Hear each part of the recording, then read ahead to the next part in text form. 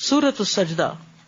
بسم اللہ الرحمن الرحیم، الف لام میم، تنزیل الکتاب لا ریب فیہ من رب العالمین، ام یقولون افتراہ بل هو الحق من ربك لتنذر قوما ما أتاهم من نذير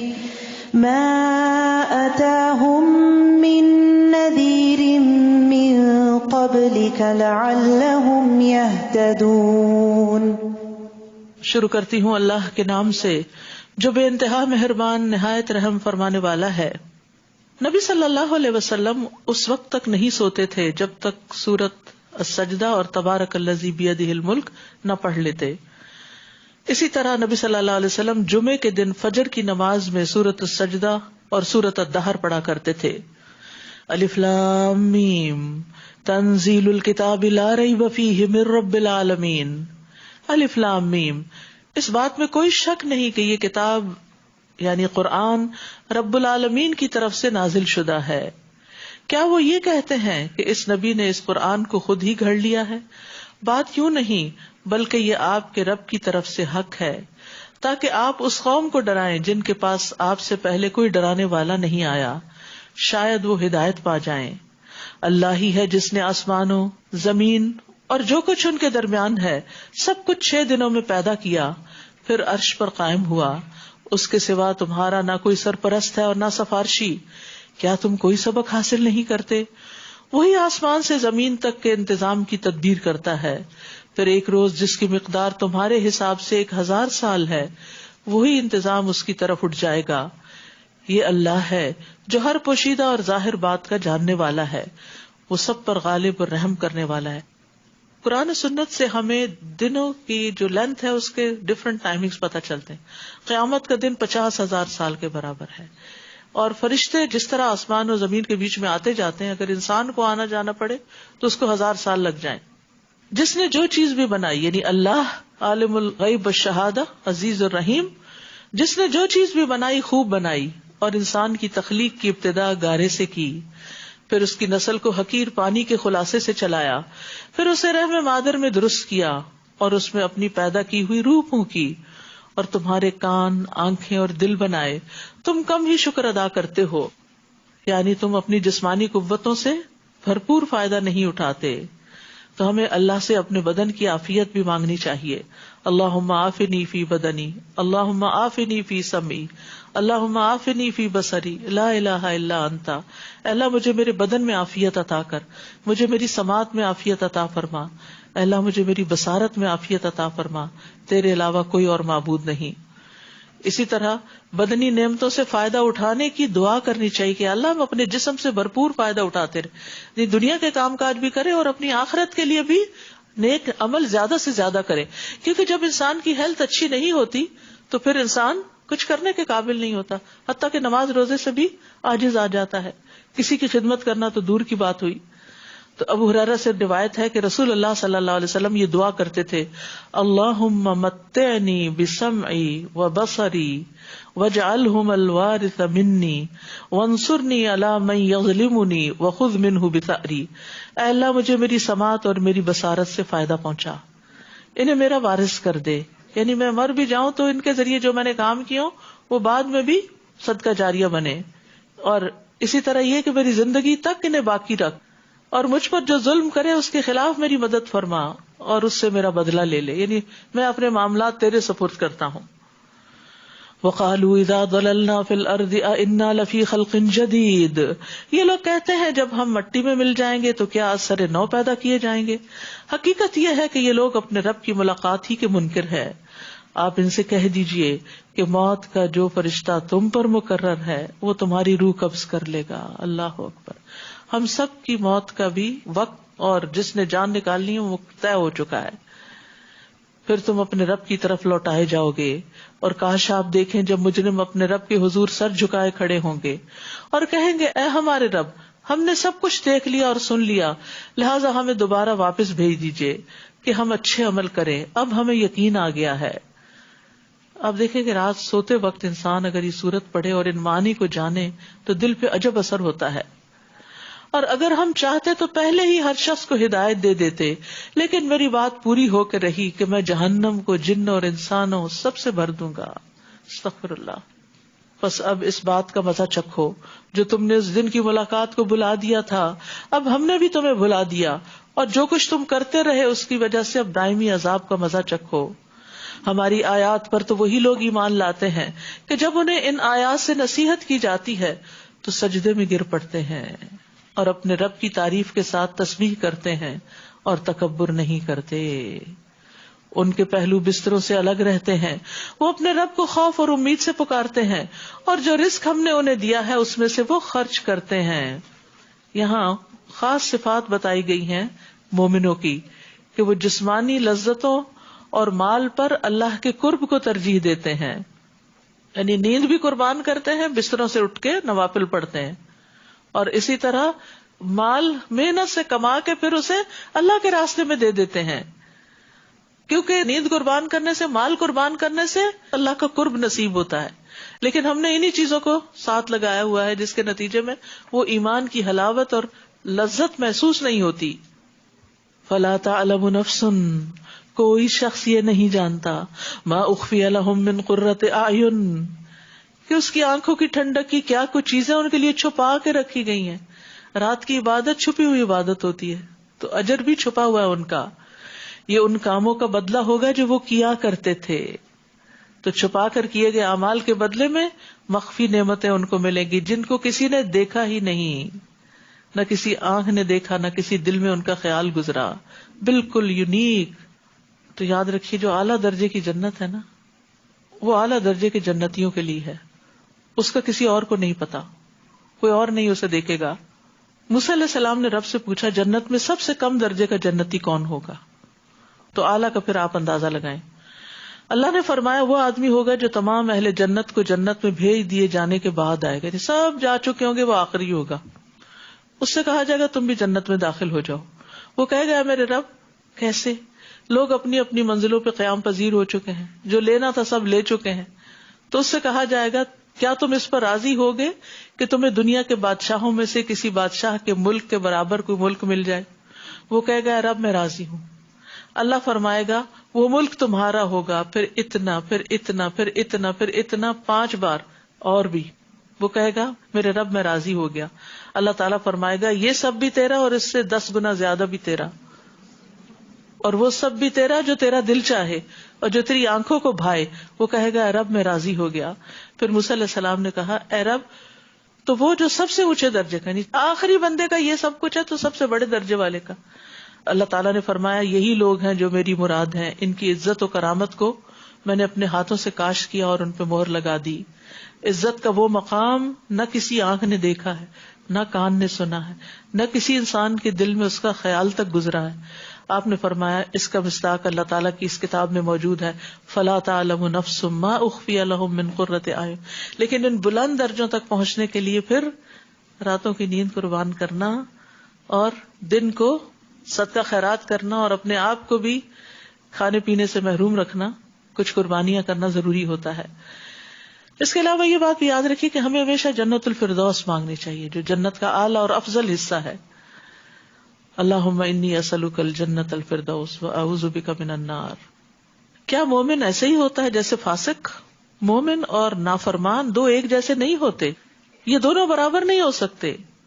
جو لوگ ایمان لائے اور نیک اعمال کیے ان کی قیام گاہ باغات ہوں گے، یہ ان کے اعمال کے صلے میں ان کی مہمانی ہوگی. اور جو نافرمان ہیں ان کا ٹھکانہ دوزخ ہوگا، جب بھی وہ اس سے نکلنا چاہیں گے اسی میں لوٹا دیے جائیں گے اور انہیں کہا جائے گا اب اس آگ کے عذاب کا مزہ چکھو جسے تم جھٹلایا کرتے تھے، اور ہم انہیں قیامت کے بڑے عذاب سے پہلے ہلکے عذاب کا مزہ بھی ضرور چکھائیں گے، شاید کہ وہ اپنی روش سے باز آ جائیں. اس سے مراد دنیا میں ہی آنے والی تکلیفیں، کیونکہ لعلہم یرجعون، تاکہ وہ بری روش سے باز آ جائیں. تو انسان پر مصیبتیں وغیرہ کیوں آتی ہیں؟ تاکہ انسان اپنی اصلاح کر لے. اور اس شخص سے بڑھ کر ظالم کون ہوگا جسے اس کے رب کی آیات سے نصیحت کی جائے پھر وہ اس سے منہ موڑ لے. ہم یقیناً ایسے مجرموں سے انتقام لے کر رہیں گے. ہم نے موسیٰ کو کتاب دی تھی، لہٰذا اے نبی آپ کو اس کتاب کے ملنے میں شک نہ رہنا چاہیے، اور یہ کتاب بنی اسرائیل کے لیے ہدایت تھی، یعنی توراۃ. جب انہوں نے مصائب پر صبر کیا تو ہم نے ان میں سے کئی ایسے پیشوا بنا دیے جو ہمارے حکم سے ان کی رہنمائی کرتے تھے، اور یہ لوگ ہماری آیات پر یقین رکھتے تھے. تو یاد رکھیے لیڈرشپ کی بہت اہم کوالٹی ہے صبر. صبر کے بغیر کوئی لیڈر نہیں ہو سکتا، کیونکہ اس میں انسان کو بہت سے مشکل مراحل سے گزرنا پڑتا ہے. آپ کا رب قیامت کے دن یقیناً ان لوگوں میں ان باتوں کا فیصلہ کر دے گا جن میں وہ اختلاف کرتے تھے. کیا انہیں اس بات سے کچھ رہنمائی نہیں ملی کہ ان سے پہلے ہم کئی ایسی قوموں کو ہلاک کر چکے ہیں جن کے رہائشی مقامات پر آج یہ لوگ چل پھر رہے ہیں؟ اس میں بھی بہت سی نشانیاں ہیں، کیا یہ سنتے نہیں؟ یعنی پچھلی قوموں کے انجام سے بھی سبق حاصل کرنا چاہیے. کیا انہوں نے دیکھا نہیں کہ ہم پانی کو بنجر زمین کی طرف بہا لاتے ہیں جس سے ہم کھیتی پیدا کرتے ہیں، تو اس سے ان کے چوپائے بھی کھاتے ہیں اور وہ خود بھی کھاتے ہیں. کیا پھر یہ غور نہیں کرتے؟ یعنی غور کرتے رہیں تو اللہ کی طرف رجوع بھی کرتے رہیں. نیز کہتے ہیں اگر تم سچے ہو تو یہ فیصلہ کب ہوگا؟ کون سا؟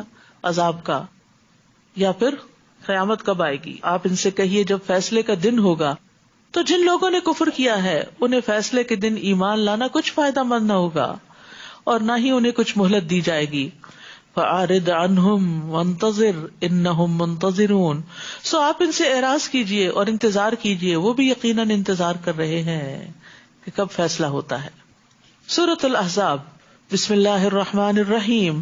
یا ایھا النبی اتق اللہ ولا تطع الکافرین والمنافقین ان اللہ کان علیما حکیما. اے نبی اللہ سے ڈرتے رہیے اور کافروں اور منافقوں کا کہنا نہ مانیے، یعنی ان کے پریشر کو نہ لیجیے، کیونکہ وہ چاہتے تھے کہ آپ ہمارے طریقے پہ چلیں. اللہ تعالیٰ یقیناً سب کچھ جاننے والا اور حکمت والا ہے، اور یہی سبق ہم سب کے لیے ہے کہ جو لوگ اللہ سے دور ہیں، اللہ کے نافرمان ہیں، ان کی اطاعت نہ کریں.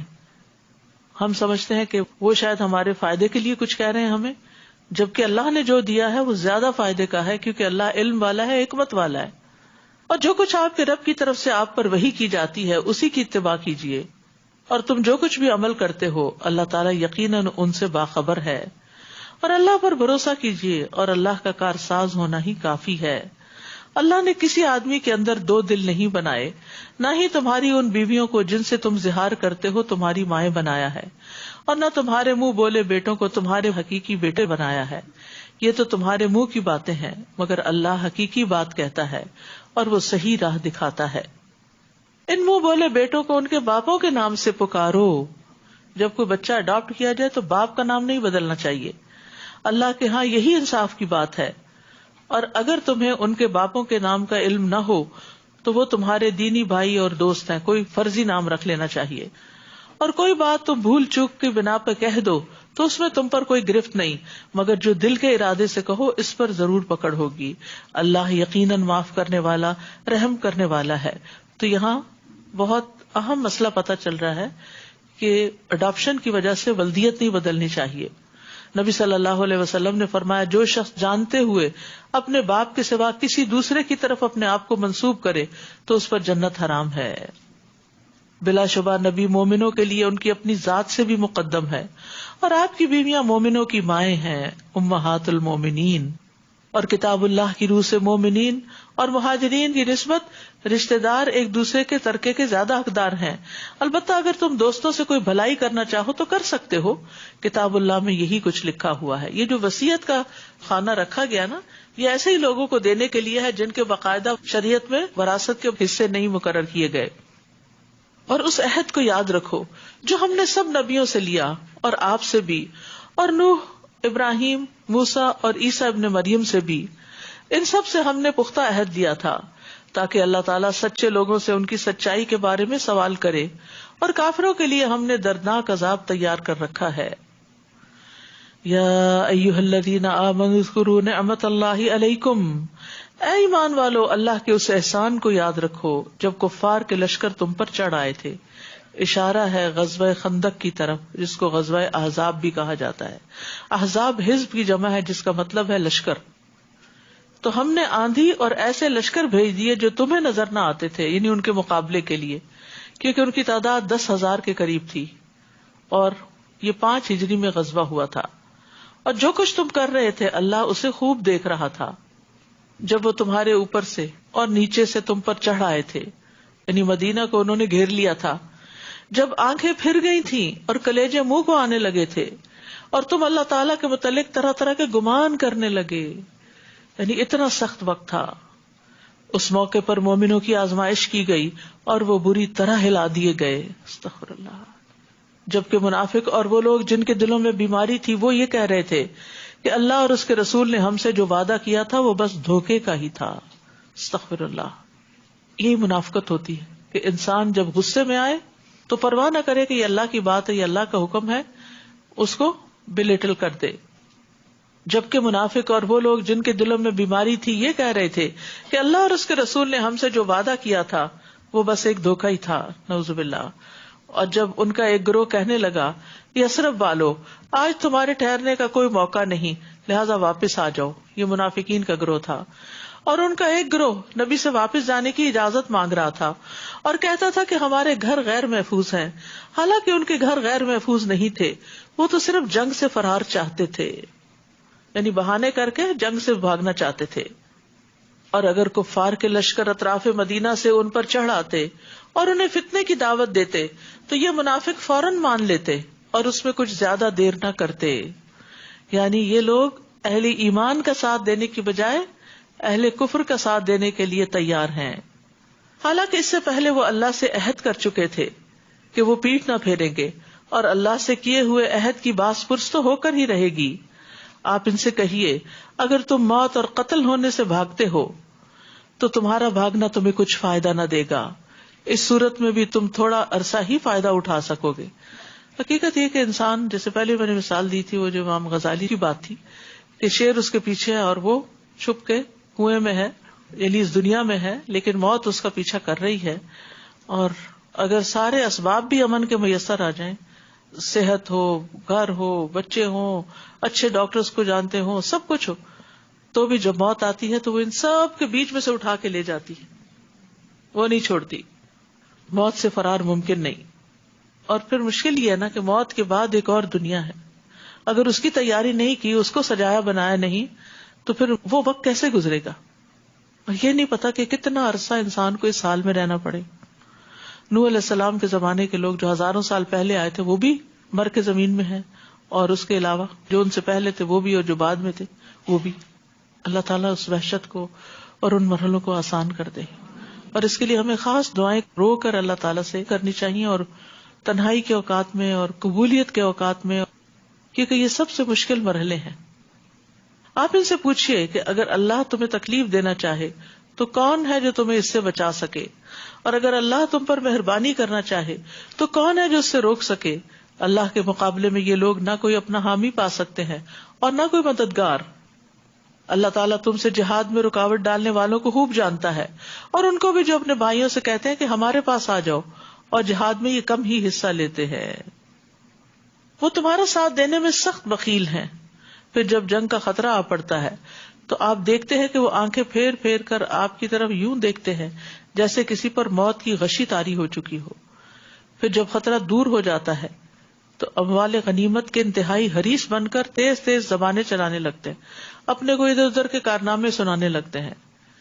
یہی لوگ ہیں جو قطعاً ایمان نہیں لائے، لہذا اللہ ان کے اعمال برباد کر دے گا، اور یہ بات اللہ کے لیے بہت آسان ہے. یحسبون الاحزاب لم یذهبوا، وہ یہی سمجھ رہے ہیں کہ ابھی لشکر گئے نہیں، منافقین. اور اگر یہ لشکر چڑھ آئے تو یہ تمنا کریں گے کاش وہ دیہاتوں میں رہنے والے ہوتے اور بس تمہارے حالات ہی پوچھ لیا کرتے، اور اگر وہ تم میں موجود بھی ہوتے تو دشمن سے لڑائی میں کم ہی حصہ لیتے. لقد كان لكم في رسول الله اسوة حسنة لمن كان يرجو الله واليوم الآخر وذكر الله كثيرا.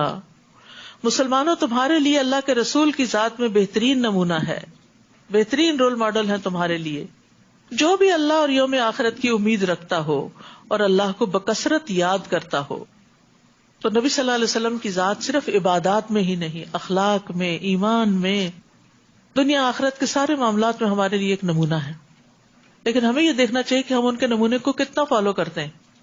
اب اس میں آپ دیکھیے، صبح میرے ہسبینڈ نے صرف ایک ویڈیو پہ کلک کیا، میں نے تو صرف سنا ہی دور سے، تو کوئی شخص بول رہا تھا کہ کسی جگہ پر نبی صلی اللہ علیہ وسلم کے جبے کا دیدار کرایا جا رہا ہے اور یہ 1400 سال پرانا ہے. آپ ذرا سوچئے کہ کس طرح پاسبل ہے کہ 1400 سال پرانی چیز جو ہے وہ اس طرح بالکل انٹیکٹ اور صحیح سلامت ہو اور وہ لوگوں کے لیے لٹکا دی جائے اور لوگ آ کے اس کا دیدار کریں، اور طویل لائنیں ہیں اس پر اور لوگ پیاسے بھوکے اور بدحال ہوئے میں ہیں صرف اس کی ایک جھلک دیکھنے کو، جو کہ پتہ نہیں سچ بھی ہے یا نہیں. تو میں سوچ رہی تھی کہ اگر اس قوم کے اندر اتنی ہی اللہ کے رسول کی محبت ہے تو ان کے طریقوں کو کیوں نہیں فالو کرتے؟ کیا صحابہ کرام نے بھی آپ کا جبہ دیکھ کر محبت کا اظہار کیا تھا بس، یا آپ کے ایک ایک طریقے پہ چلتے تھے، ایک ایک چیز کو وہ سنجیدگی کے ساتھ لیتے تھے؟ تو جو شخص خوبصورت زندگی بسر کرنا چاہتا ہو اسے چاہیے کہ وہ رسول اللہ صلی اللہ علیہ وسلم کا ماڈل فالو کرے. تو ہر معاملے میں آپ کی اطاعت ضروری ہے. آپ نے فرمایا نماز اس طرح پڑھو جس طرح تم مجھے پڑھتے دیکھتے ہو، حج کے احکام مجھ سے سیکھ لو، اور ہمیں کسی بھی معاملے میں آپ کی مخالفت نہیں کرنی چاہیے. من رغب عن سنتی فلیس منی، جس نے میرے طریقے سے بے رغبتی کی وہ مجھ سے نہیں. ابو بکر کہتے ہیں میں کوئی چیز نہیں چھوڑوں گا جس پر رسول اللہ عمل کرتے تھے صلی اللہ علیہ وسلم، مگر میں اس پر عمل کروں گا. پس بے شک میں ڈرتا ہوں کہ اگر میں نے آپ کا طریقہ چھوڑ دیا تو میں سیدھے رستے سے بھٹک جاؤں گا. یاد رکھیے چھوٹی چھوٹی چیزوں میں بھی آپ کا انداز اختیار کریں. وَلَمَّا رَأَى الْمُؤْمِنُونَ الْأَحْزَابَ قَالُوا هَذَا مَا وَعَدَنَا اللَّهُ وَرَسُولُهُ وَصَدَقَ اللَّهُ وَرَسُولُهُ وَمَا زَادَهُمْ إِلَّا إِيمَانًا وَتَسْلِيمًا. اور جو مومنوں نے ان لشکروں کو دیکھا 10,000 کے قریب تھے اور سارا عرب اٹھ کے آ گیا تھا، تو لشکروں کو دیکھ کے کیا کہنے لگے؟ کتنی پازیٹو بات ہے، یہ تو وہی بات ہے جس کا اللہ اور اس کے رسول نے ہم سے وعدہ کیا تھا کہ ایسا ہوگا. اس واقعے نے ان کے ایمان اور فرما برداری کو مزید بڑھا دیا. تو ہمیں بھی غور کرنا چاہیے کہ مشکل وقت ہمارے ایمان میں اضافہ کرتے ہیں یا پہلا بھی جاتا ہے. مومنوں میں سے کچھ ایسے لوگ ہیں جنہوں نے اللہ سے جو عہد کیا تھا اسے سچا کر دکھایا. ان میں سے کوئی تو اپنی ذمہ داری پوری کر چکا اور کوئی موقع کا انتظار کر رہا ہے، اور انہوں نے اپنے عہد میں کوئی تبدیلی نہیں کی. یہ سب کچھ اس لیے ہے تاکہ اللہ سچے لوگوں کو ان کے سچ کی جزا دے اور منافقوں کو اگر چاہے تو عذاب دے یا پھر ان کی توبہ قبول کر لے. اللہ یقیناً معاف کر دینے والا اور رحم کرنے والا ہے. تو یاد رکھیے انسان اگر توبہ کرتا ہے تو پھر اسے توبہ کی قبولیت کی امید بھی رکھنی چاہیے. اور کیا امید رکھنی چاہیے؟ کہ اگر ہم اللہ سے توبہ کریں گے تو اللہ تعالیٰ توبہ قبول کرے گا. کیونکہ بہت سے لوگ جب وہ گناہوں کے بوجھ میں دب جاتے ہیں نا تو وہ یہ چیز بھول جاتے ہیں. وہ کہتے ہیں ہماری نہیں سنتا، ہمیں نہیں بخشے گا. نہیں، نہ اپنے بارے میں نہ کسی کے بارے میں ایسا منفی جملہ نکالے، قطعاً نہ یہ کہیں، کیونکہ یہ جو بخشش والا معاملہ ہے نا یہ سراسر اس کے اپنے ہاتھ میں، مالک یوم الدین ہے وہ. اور کفار کے لشکروں کو اللہ تعالیٰ نے ان کے غصے سمیت واپس لوٹا دیا. وہ آئے تھے مسلمانوں کو ختم کرنے، لیکن خود نقصان اٹھا کے واپس گئے، اور انہوں نے کوئی بھلائی حاصل نہ کی. اور لڑائی کے لیے مومنوں کی طرف سے اللہ ہی کافی ہو گیا، وہ یقیناً بڑی قوت والا زبردست ہے. یعنی مومنوں کو لڑنے کی ضرورت ہی پیش نہ آئی. اللہ نے ایسی ہوائیں بھیجی، ایسی آندھی چلی کہ جو ان کی رسیوں کو توڑ گئی جس سے انہوں نے جانوروں کو باندھا ہوا تھا، اور اسی طرح ان کی ہانڈیاں الٹ گئیں اور خیمے الٹ گئے، تتر بتر ہو کے رہ گیا سب کچھ. اور اہل کتاب میں سے جنہوں نے کافروں کی مدد کی تھی، بنو قریظہ، انہیں اللہ ان کے قلعوں سے اتار لایا، جس کی تفصیل سورۃ الحشر میں آئے گی. اور ان کے دلوں میں رعب ڈال دیا کہ ان کے ایک گروہ کو تم قتل کر رہے تھے اور دوسرے کو قیدی بنا رہے تھے، اور تمہیں ان کی زمین، ان کے گھروں اور ان کے اموال کا وارث بنا دیا، اور اس زمین کا بھی جہاں تم نے قدم تک نہ رکھا تھا. اور اللہ تعالیٰ ہر چیز پر پوری پوری قدرت رکھتا ہے. اے نبی اپنی بیویوں سے کہہ دیجئے اگر تم دنیا کی زندگی اور دنیا ہی کی زینت چاہتی ہو تو آؤ میں تمہیں کچھ دے دلا کے بھلے طریقے سے رخصت کر دوں. وَإِن كُنتُنَّ تُرِدْنَ اللَّهَ وَرَسُولَهُ وَالدَّارَ الْآخِرَةَ فَإِنَّ اللَّهَ أَعَدَّ لِلْمُحْسِنَاتِ مِنكُنَّ أَجْرًا عَظِيمًا. اور اگر تم اللہ، اس کا رسول اور آخرت کا گھر چاہتی ہو تو اللہ تعالیٰ نے تم میں سے نیکوکاروں کے لیے بہت بڑا اجر تیار کر رکھا ہے. تو ازواج مطہرات کی ترجیح کیا تھی؟ انہوں نے کیا چنا ہوگا؟ اللہ اور اس کا رسول. نبی صلی اللہ علیہ وسلم کی زوجہ عائشہ رضی اللہ تعالیٰ عنہ کہتی ہیں کہ رسول اللہ صلی اللہ علیہ وسلم کو جب حکم ہوا کہ وہ اپنی بیویوں کو اختیار دیں تو سب سے پہلے آپ میرے پاس تشریف لائے اور فرمایا میں تم سے ایک معاملے کے متعلق کہنے آیا ہوں. اس معاملے میں جلد بازی نہ کرنا بلکہ اپنے والدین سے مشورہ کر کے جواب دینا، کیونکہ آپ خوب جانتے تھے کہ ان کے والدین حضرت عائشہ کو نبی صلی اللہ علیہ وسلم سے الگ ہونے کا مشورہ کبھی نہیں دیں گے. چنانچہ آپ نے فرمایا اللہ عز و جل کا فرمان ہے یا ایھا النبی قل لازواجک ان کنتن تردن الحیاۃ الدنیا وزینتها الی اجر عظیم تک. میں نے کہا میں اس معاملے میں اپنے والدین سے کیا مشورہ کروں گی، میں تو اللہ اور اس کے رسول اور آخرت کے گھر کو چاہتی ہوں. حضرت عائشہ کہتی ہیں کہ پھر نبی صلی اللہ علیہ وسلم کی دوسری بیویوں نے بھی یہی جواب دیا جو میں نے دیا تھا. جو آخرت چاہتے ہیں نا وہ سوچ سمجھ کے چاہتے ہیں، وہی صرف جذباتی کوئی لیکچر سن کے تو آخرت کے چاہت والے نہیں بن جاتے، بلکہ وہ ان کی زندگی کا ایک مستقل حصہ بن جاتی ہے کہ ہمیں ہر کام اپنی آخرت بنانے کے لیے کرنا ہے.